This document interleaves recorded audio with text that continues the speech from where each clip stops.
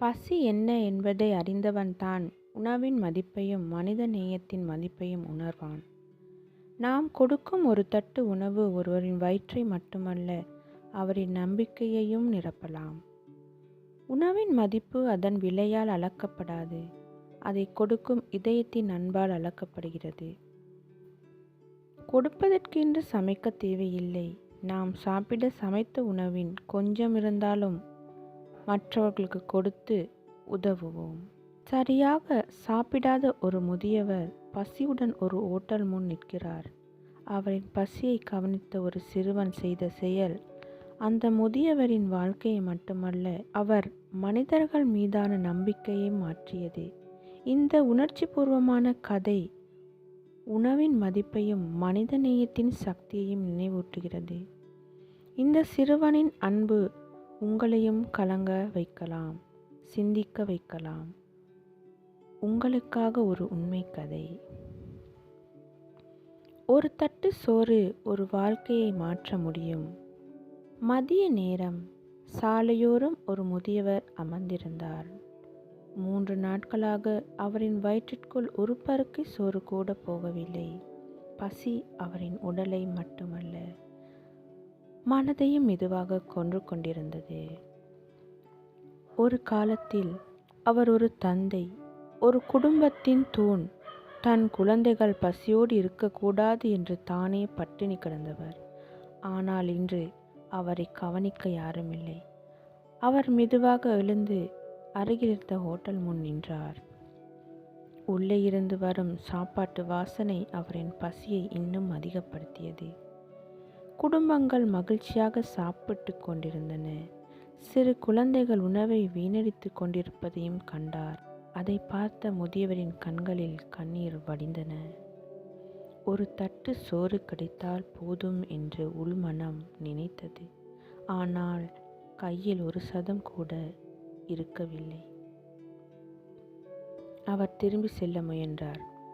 அந்த நேரம் ஒரு 10 வயது சிறுவன் அவரை கவனித்தான். முதியவரின் கண்களிலிருந்த பசியை அவன் புரிந்து கொண்டான். உடனே ஓடி சென்று, தாத்தா, நீங்க சாப்பிட்டுட்டீங்களா என்று கேட்டான். முதியவர் சிரிக்க முயன்றார். ஆனால் கண்களில் கண்ணீர் மட்டும் வடிந்தது. 3 நாளாச்சு மகனே என்றார் மெதுவாக. அந்த வார்த்தை சிறுவனின் இதயத்தை உடைத்தது. அவன் தன் பள்ளி பையை திறந்தான். அதற்குள் இருந்தது அம்மா அவனுக்காக கட்டி கொடுத்த மதிய உணவு. அதை எடுத்து முதியவரின் கையில் வைத்தான். தாத்தா, எனக்கு நாளையும் சாப்பாடு கிடைக்கும். ஆனா இப்போ உங்களுக்குத்தான் இது தேவை என்றான். முதியவரின் கைகள் நடுங்கின. அந்த உணவை திறந்தார். சாதாரண எலுமிச்சை சாதம்தான். ஆனால் அவருக்கு அது ராஜ விருந்து போல தோன்றியது. அவரின் கண்களிலிருந்து கண்ணீர் வழிந்தது. உணவின் சுவைக்காக அல்ல, தன்னை இன்னும் ஒரு மனிதனாக மதித்த அந்த அன்பிற்காக. சாப்பிட்டு முடித்த பின் அவர் சிறுவரின் தலையில் கையை வைத்தார். நான் இழந்தது பணம் இல்லை மகனே, மனிதர்கள் மீது இருந்த நம்பிக்கை. அதை நீ இன்று திருப்பி கொடுத்துட்ட என்றார். சிறுவன் அமைதியாக சிரித்தான்.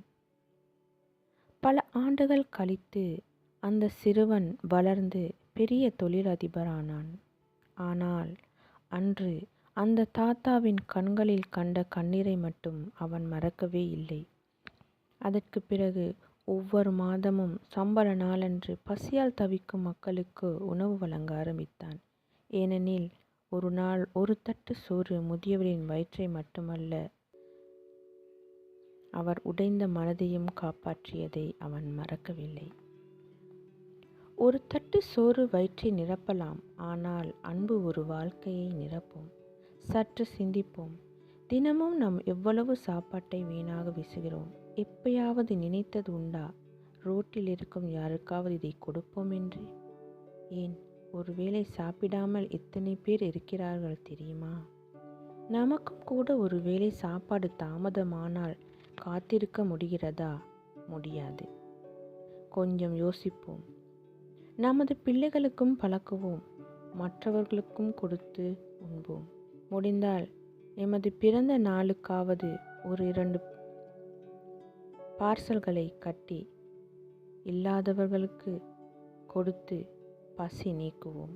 மற்றவர்களுக்கும் இந்த பழக்கத்தை பழக்குவோம்.